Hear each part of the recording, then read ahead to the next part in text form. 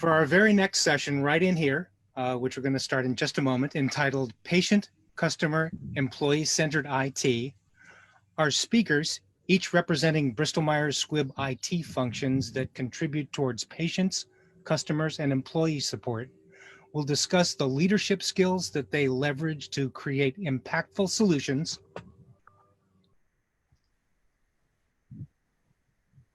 Just a moment. Impactful solutions and how these skills prepared them to maintain their service focus even in challenging pandemic times. So it's my pleasure to introduce the moderator, Paru Ajeru-Pu, Director of IT Digital Partner Enablement at Bristol-Myers Squibb, and ask her to introduce the rest of her panel. So Paru, I'll turn it over to you. Sounds great. Thank you so much, Rick. That was a lovely introduction. Thank you all so much for investing your time with us today. As Rick said, I'm Paru Ajeru-Pu. I'm here with my wonderful colleagues from Bristol-Myers Squibb. My role at BMS is primarily focused at improving the user experience of our external partners, those who work on BMS's behalf. I'll be the panel moderator today. And at BMS, we have a user-centered philosophy. And my amazing panelists today will talk about the leadership skills, the passion that each of them bring to create that direct impact for our patients, customers, and employees. So again, really the goal and the objective today is to uncover those traits of customer-centric leaders.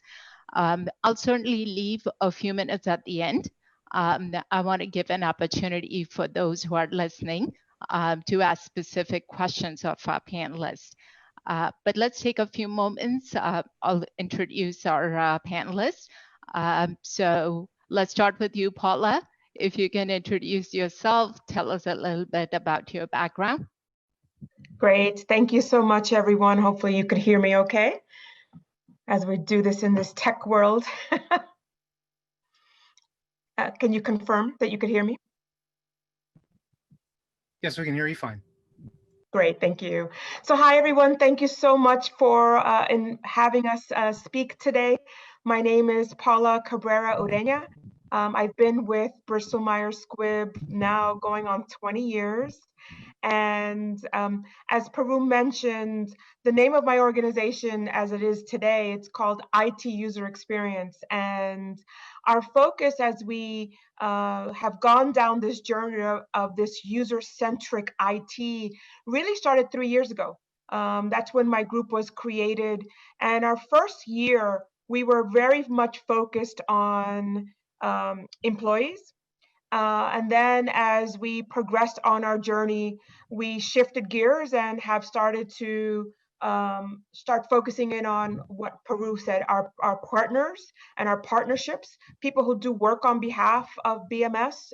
And then our hope is that in the future, we will start to work on the experience much more extensively than we do today in terms of how our customers, our patients, are actually interacting with our digital capabilities. So it has absolutely been a journey, but it is one that we are very, very passionate about. So thanks for having us.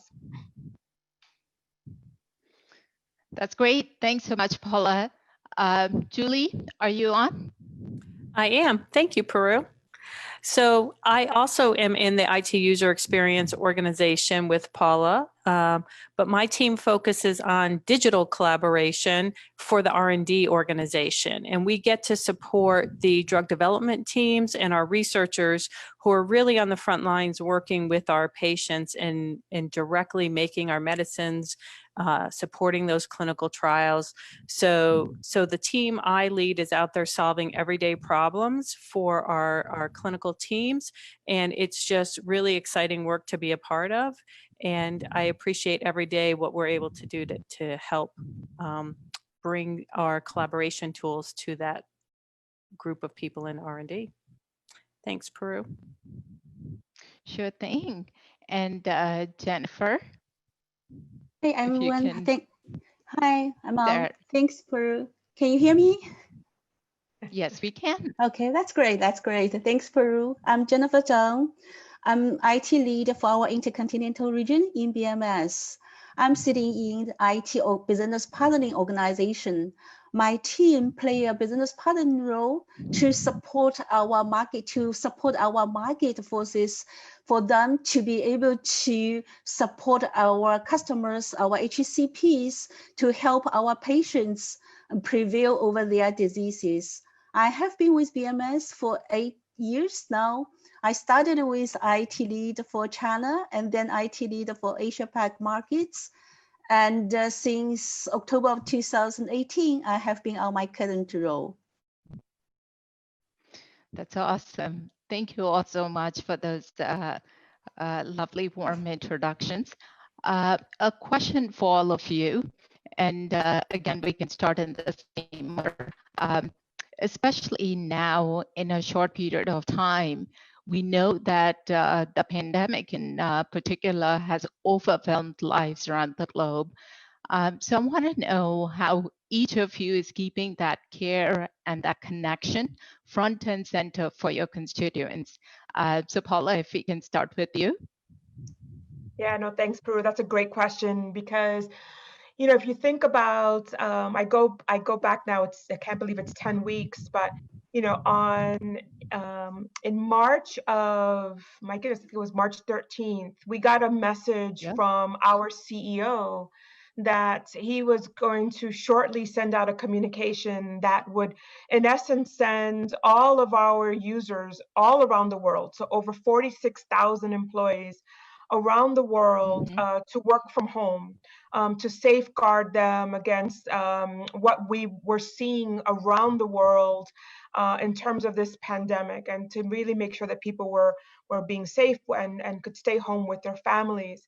And when we got that call, just you know, my team is accountable for a lot of the infrastructure capabilities that users rely on to connect and collaborate. So our global network, our email systems, our virtual collaboration capabilities, our service desks, and even the laptops and devices that people need to get their work done. And we got 3 days notice that we were going to send 46,000 people home. And you know, if we did not have that user-centric focus, I don't think our company would have been able to really stay connected and continue to do the important work that it is required. And so, you know, our CEO said 2 things. Our focus has to be to continue to provide medicines to our patients as a pharmaceutical company. We did not want to stop, of course, providing critical medicines, and to make sure that our people were safe. At the same time, we had to stay productive, right? And so, you know, we took a very user-centric view, and we said, what do we need to do to keep allowing people to get their work done? And so, you know, we huddled. We didn't get a lot of sleep, but we absolutely ensured that people were connecting. So that Monday morning, when everybody was working from home except our essential employees, we got people connected. We made sure that they could connect, that they got support. We quickly stood up capabilities, so people who may not have had a monitor at home or didn't have the facilities to work from home, we quickly created solutions to allow them to do that. Our company very quickly pivoted to digital collaboration. I'll let Jennifer talk about that. But in terms of keeping the collaboration with our HCPs so that we could get critical information out to them so they could distribute our medicines, that was our focus. And so keeping our employees, our customers, and our patients at focus allowed us to make very, very quick decisions that allowed us to keep our company operating so that we could continue to fulfill our mission to deliver those critical medicines. Absolutely. Thank you, Paula. So speaking about digital collaboration, Julie, I know your team sort of picked up the mantle and did a lot of work. So if you can help us understand, how did your team prepare? And again, when it comes specifically to those constituents that we talk about, our patients and supporting R&D, help us understand what your team did to stay prepared. So I think the some of the key things we did were just continuing to be really flexible and understanding that there's just so much going on personally, not just within the business, right? So what can we do to make sure that we're as flexible as possible to help support all of our constituents, whether they're team members, whether they're clients, whether they're patients, reprioritizing our workloads. So we had to go in there and we really had to think about what are the high priority things that need to be done, as Paula said, to limit the impact on our patients, to make sure that clinical trials were continuing, that the drug development teams had what they needed to work virtually. And part of that was supporting the implementation of some of these new tools, like Paula was speaking about, like MS Teams for online meetings, getting those teams up and running on the clinical side so they knew how to use those tools and they could use them effectively to continue to do the important work they were doing. We also quickly helped to build internal websites for COVID-19 FAQs, things that were going to impact the business. How do we quickly make sure that the right people are getting the answers they need, that they can quickly put in those questions and that they can get raised up quickly? And just lots of different trackers and things that were needed by the teams to quickly turn around and keep track of information that was happening. The team really jumped on that. And then just quickly from a team perspective, it was important that we were able to stay connected, not just work-wise, but personally, to keep our morale going. There was a lot of hours that went into this at the beginning. So we made sure we put in place a virtual coffee where we did some fun things like sharing memes and movies and food and crazy hats and just talking and sharing with each other to make sure that we had a place to do that as everybody started to feel disconnected.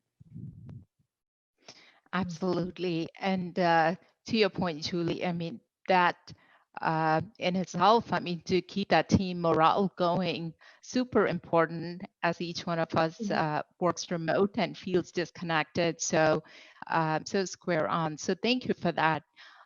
Jennifer, when it comes to our customers, so in the commercial world, help us understand what are the things that we did to keep that digital focus, to keep that connectivity with our end users, with our customers.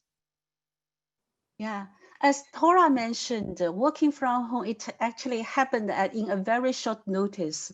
So when we all work back to work from home, the top urgent questions came out of all our team's mind is really how we can best equip our market forces for internal employee and external customer engagement.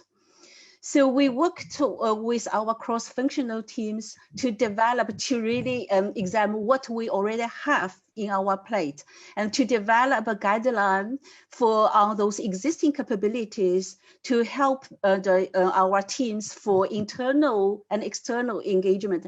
And also we worked with our delivery team urgently enabled our remote engagement capability for the commercial team, for them to be able to connect with our customers, our doctors, anytime, anywhere, when they are needed.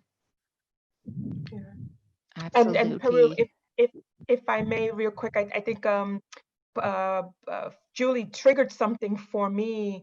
I think the one thing that I think was very, very important as well was two things. One was we had to have empathy, for example, for our service desk that we manage, because at the same time that they had to deal with the pandemic and having their kids at home and making adjustments, you know, we saw the highest call volume to our desk as people adjusted.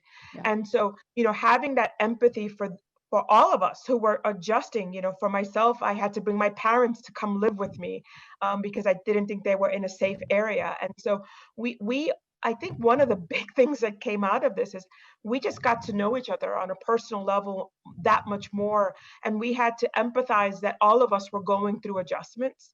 And I think that was a really big learning for all of us, that in order for us to succeed, it was going to be okay if my child was sitting on my lap during a meeting, or that we got interrupted by our kids in the background or our parents in the background. It was okay, because we were all adjusting and we just needed to get our work done. And so I think that was also a really big learning out of all of this. Absolutely. Undoubtedly, Paula, and great segue for my next question.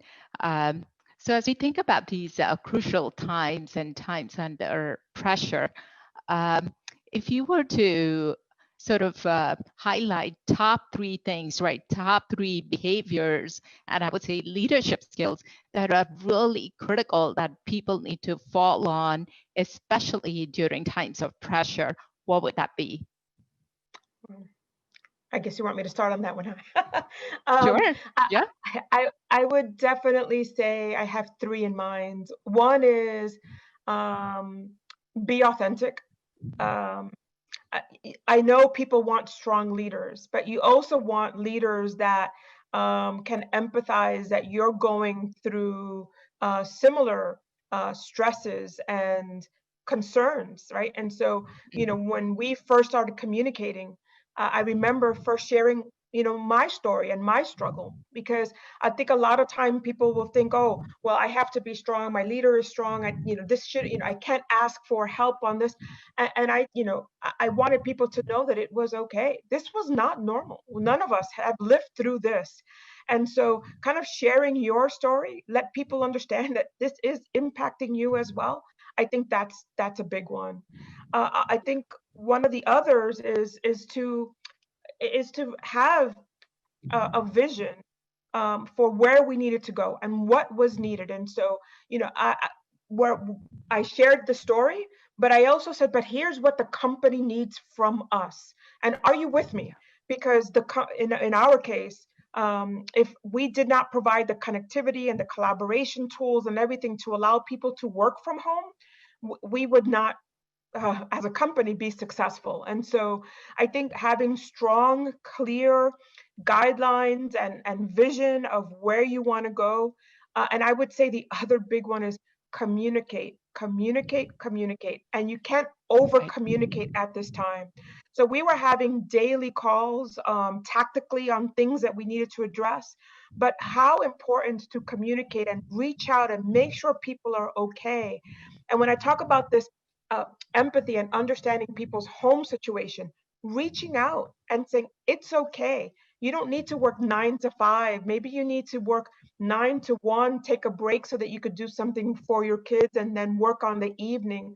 I think reaching out and communicating, understanding what people need and being flexible is really what allowed us to be successful. Because I think, again, if you put authentic leadership out there, and I struggled, right? It was very hard. I was concerned about my kids. I was concerned about my family. But at the same time, I was leading a 400+ person organization. And I felt the weight of the company on my shoulders because we had to provide the connectivity. And so I think those are just some of the big leadership traits that I think were important to get us through this time. And we're still going through this time. I think the other last one I'll just mention is the ability to anticipate and get ahead of. So while you're dealing with the tactical, you have to always be 3 steps ahead. What's coming? Eventually we're going to open, and what do we need for that? And so, we can't get bogged down with just looking at and dealing with the tactical. You have to also have your eye on the long-term strategy and constantly pivot between those two. I think that's what's gotten us through the last 10 weeks and what we'll need for the remaining months ahead of us. Absolutely. And I think, that's so key to not lose focus of near term, but also that balance with I do. And Val had a fabulous comment on here. She says that it's fabulous that employees were able to connect on a personal level, which certainly can make a big difference, right, for the company environment.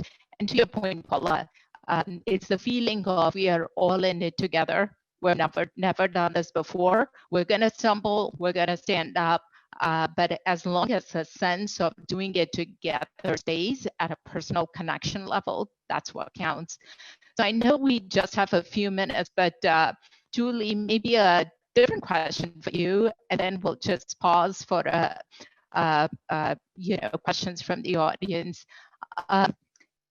In your experience, when it comes to these times of pressure, did you feel that there were unique qualities as women leaders that we can bring to the table?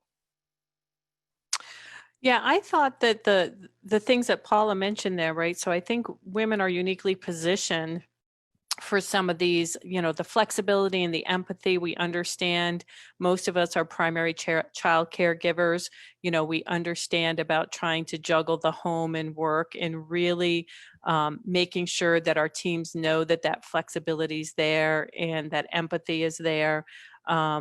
And really modeling that, as Paula said, letting people know that we're all in this together, really showing trust for the team and showing that the team can pull together, and then finding that time for those personal connections with everyone. I think those are some of the key qualities that we can continue to emphasize during this.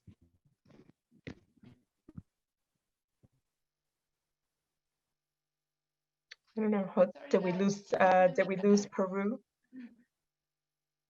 Okay, so we'll try to improvise over here for a second. I think, and Julie, I think one of the ones I always joke around, and with my husband, I'm like, I think the other one, we had to multitask, right? I think to your point, I always joke around about this. I am known for being able to negotiate a contract while I'm cooking dinner.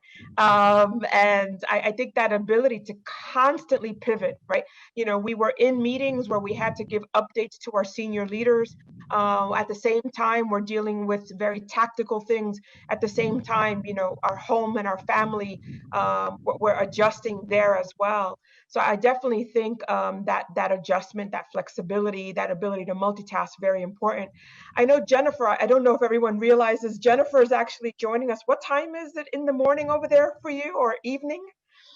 So it's 4 minutes to 4 o'clock in the morning. I'm in Australia. So what did you find? What are some of the traits that you think women are uniquely qualified to bring to the table, and what made it important during this time for you? So I think in my experiences, I think women, we are more willing to reach out others for collaboration. We are more willing to listen proactive listening to others, and embrace different views, and also connect the dots. I think that really help in the normal business operations, that helps to drive the efficiencies and as well as provide the total picture. However, during this extreme stressful time, these unique qualities really, I think, help us to unify the team behind the one single purpose, and possibly frame up the best picture for the teams to work on, because the period we have experienced is really ruled by unfamiliarity and uncertainty. So those qualities are extremely precious during this period of time. That's how I feel. Thank you.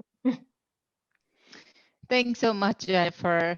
And I think I was breaking up in the middle. My apologies. We have a couple more minutes to go. I just want to thank again all the listeners who joined in. But let's open it up. I'm seeing some couple of questions come up in chat. We could use the last few minutes to get some questions out to our panelists. So please feel free to go ahead and ask questions through chat.